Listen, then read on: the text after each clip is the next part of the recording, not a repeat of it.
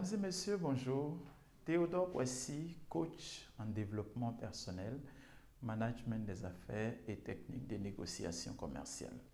Mon rôle, c'est d'aider les dirigeants, chefs d'entreprise et toute personne qui veut développer sa richesse et sa propre vie à atteindre ses objectifs. Ce jour d'aujourd'hui, j'ai encore le plaisir, c'est une joie pour moi de vous retrouver dans cette vidéo où je vais apporter mon grain de sel à votre développement. Vous savez, souvent, la richesse et le développement d'une personne se trouvent dans la pensée de quelqu'un d'autre. Et quand on est assez humble pour apprendre auprès de ces gens-là, nous avons la possibilité d'atteindre des grands objectifs. Et souvent, qu'est-ce qu'il faut? Juste une petite touche qu'il suffit d'avoir auprès ou bien au passage dans une vidéo. Vous allez voir que cela va transformer résolument notre vie. Aujourd'hui, nous allons parler de pourquoi développer une vision de grandeur. Vous savez, voir grand, souvent les gens ont eu l'habitude de taxer ceux qui voient grand comme s'ils étaient orgueilleux, comme s'ils se croyaient supérieurs aux autres dans la société. Non, ça n'a rien à voir. Toutes les grandes réalisations que vous pouvez voir à travers le monde est partie à partir du moment où les gens ont commencé à voir grand. Voir grand est différent de cela. Voir grand est plutôt le fait de penser à autrui, c'est-à-dire penser au bien-être des autres.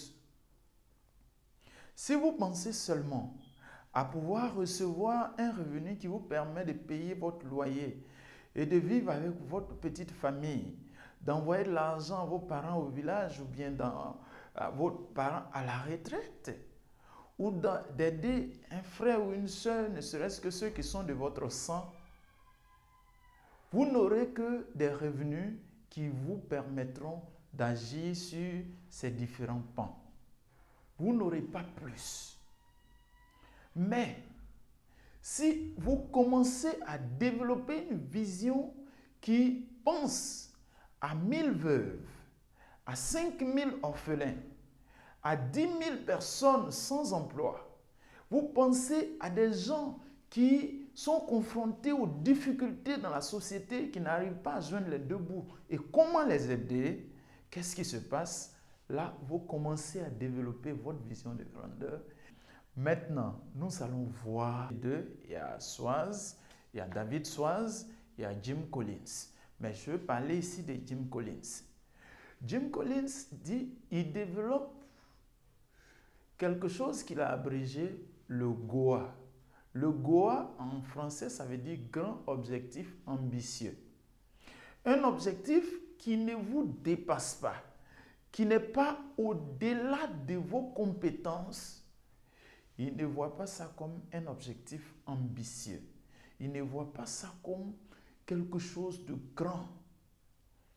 Mais quand vous voyez que vous voulez construire une tour, peut-être de 120 appartements, alors que pendant que vous parlez, vous n'avez même pas peut-être 100 000 francs dans votre compte, 100 000 francs CFA dans votre compte, vous êtes en train de développer ce qu'on appelle le GOA, c'est-à-dire le fait de voir grand. Nous allons ici parler de pourquoi il faut voir grand. Premièrement, ce que nous avons souligné de pourquoi il faut voir grand, c'est que vous vous distinguez de la masse. Lorsque vous voyez grand, vous vous distinguez de la masse. Vous savez, la plupart des gens, j'allais dire 90% de la population voit petit. Quand on voit petit, ça veut dire qu'on voit juste ce qu'il faut pour moi, pour ma femme, pour mes enfants, pour mon père, pour ma mère. Et même si quelqu'un venait me solliciter quelque chose, je ne peux pas penser à ça. Je ne suis pas prêt à l'aider. Et quand c'est le cas, vous voyez petit. Ceux qui voient petit ont juste ce qu'il faut pour couvrir les charges. Souvent même, ils ont du mal à trouver cela pour couvrir ces charges. Parce que vous n'aurez qu'en fonction de votre état d'esprit.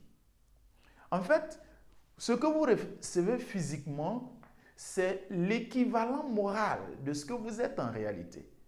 C'est pour ça qu'on n'a pas le droit d'ailleurs, on n'a pas le droit de se plaindre à Dieu. Développons une autre vision et nous allons voir que les choses vont changer. Alors, ici, je viens d'aborder le premier point, mais retenons qu'il y a 5 points que nous allons aborder.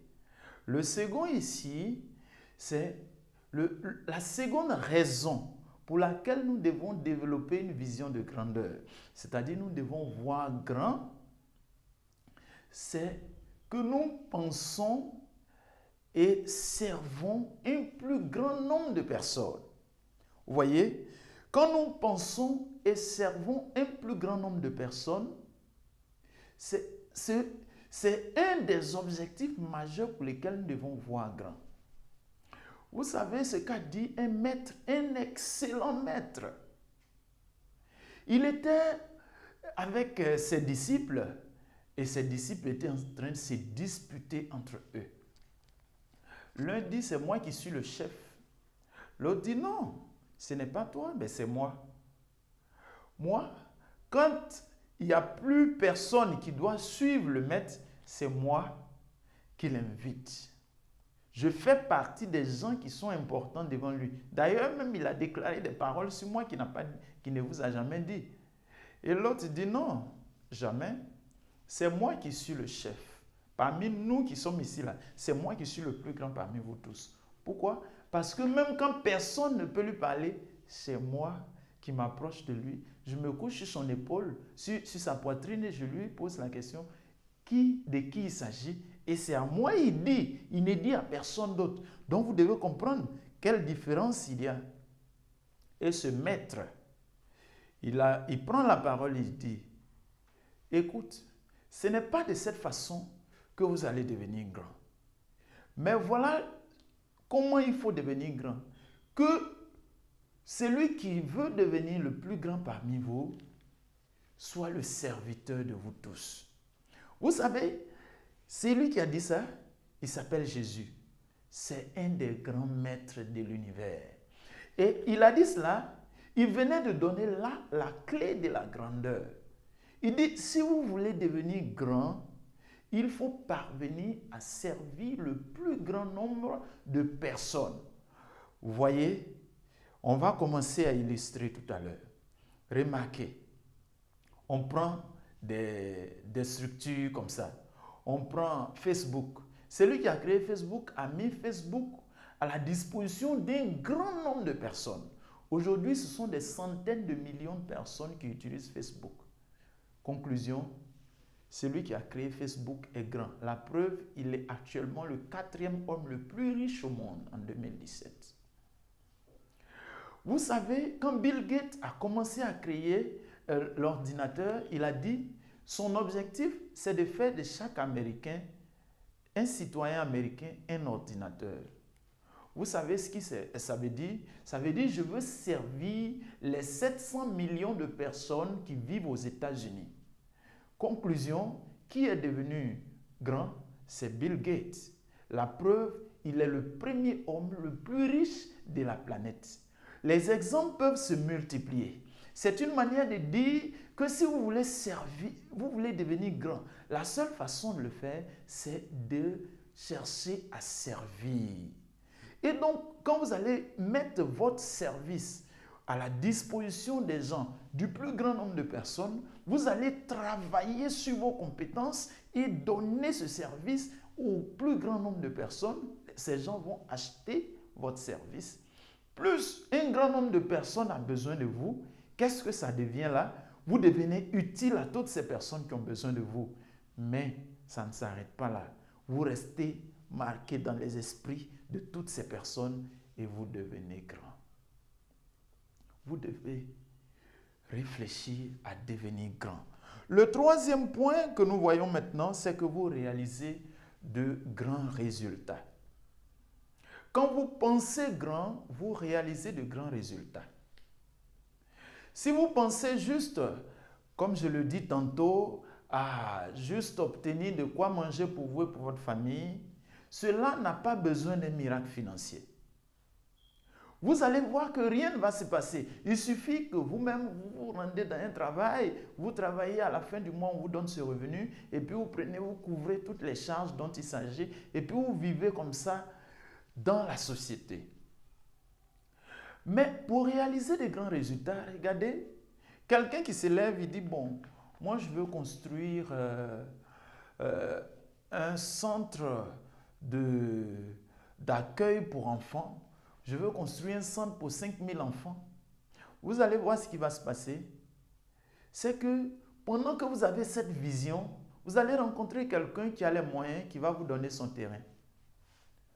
Un autre qui vous rencontre, il dit, ah ben votre cause est juste, attendez, je vais vous construire cela. Et tout ce patrimoine à qui ça appartient, vous allez voir un grand édifice comme ça, et c'est à vous que ça appartient, parce qu'un jour, vous avez pensé à aider un plus grand nombre de personnes. Et cela vous donne de grands résultats. Voyez, ce que vous visez peut être grand, et vous pouvez ne pas l'atteindre. Mais le plus important, c'est que vous avez essayé. Et le plus important, c'est que vous n'êtes plus à votre même place.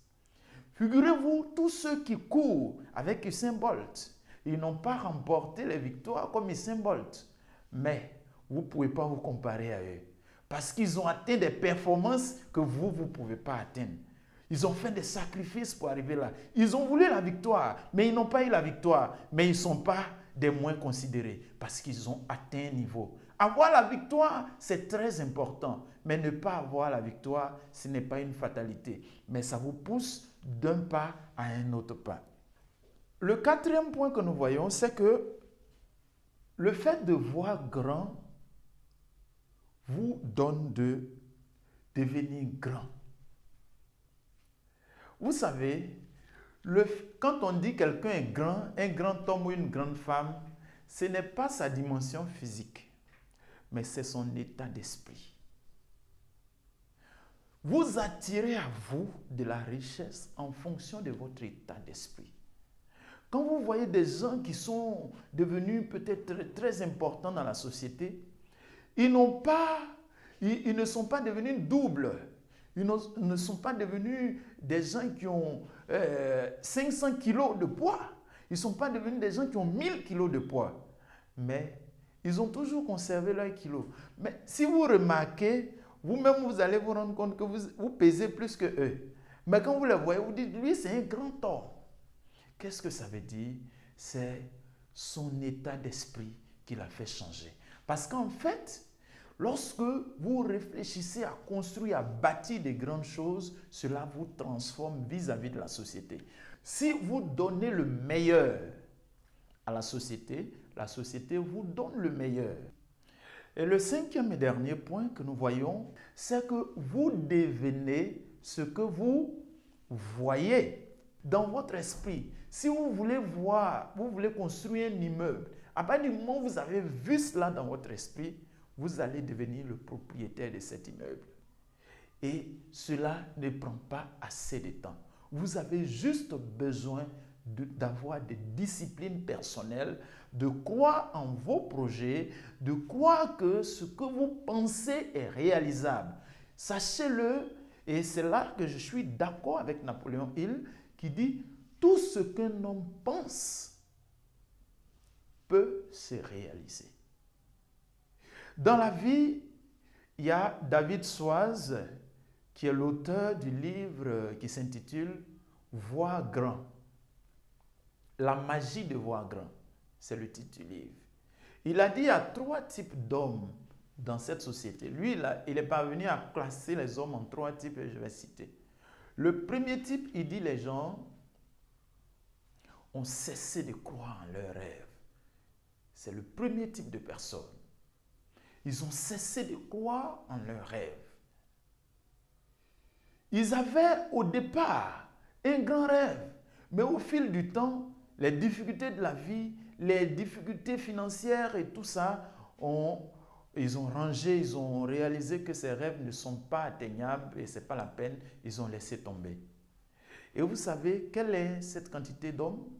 Ils font 80% de la population. C'est malheureux, mais 80% de la population ne croit plus en ses rêves. C'est que au départ, vous avez bien pensé, mais maintenant, si vous prenez 100 personnes autour de vous, sur les 100, il y a 80 qui ne croient plus en leurs rêves. Et le deuxième type de personnes, ce sont ceux qui continuent de croire, mais qui ne font rien pour mettre cela en exécution. Vous voyez ce deuxième type de personnes, ils se disent, non, là, je vais faire. Non, ça, je vais faire. Non, je vais faire. Et chaque jour, ils disent qu'ils vont faire. Ils en chantent, mais ils ne le font pas. Et figurez-vous, pendant que je parle, ça fait combien d'années vous rêvez de réaliser quelque chose que vous n'avez pas encore pu faire? Ce type de personne fait 17% de la société. 17. Donc 80 plus 17, ça fait 97. Et il y a seulement 3% des gens dans la société qui sont chaque jour en train de travailler sur leurs rêves, qui sont en train de travailler sur leur vision, qui sont en train de travailler sur leur vision de grandeur, d'aider la société à avancer. Vous voyez, 3% par exemple, c'est en Côte d'Ivoire. Si on parle de 3% de la population, ça fait 600 000 personnes. Si c'est 20 millions d'habitants, bien sûr, ça fait 600 000 personnes. Vous voyez que 600 000 personnes qui réussissent leur vie, qui avancent, ils ne sont pas assez nombreux, mais vous allez voir que la majorité des gens vivent dans les difficultés. Et je voudrais vous dire que si vous entendez parler dans cette vidéo, c'est que c'est l'heure pour vous. Vous devez retirer vos projets de votre tiroir. Vous devez vous lever. Vous devez commencer à aborder la vie d'une autre façon. Et vous allez voir, comme j'aime à le dire, les choses ne vont pas mettre du temps. Les prochaines années seront différentes des dernières années passées. Et sur ce, je voudrais vous dire merci de votre attention.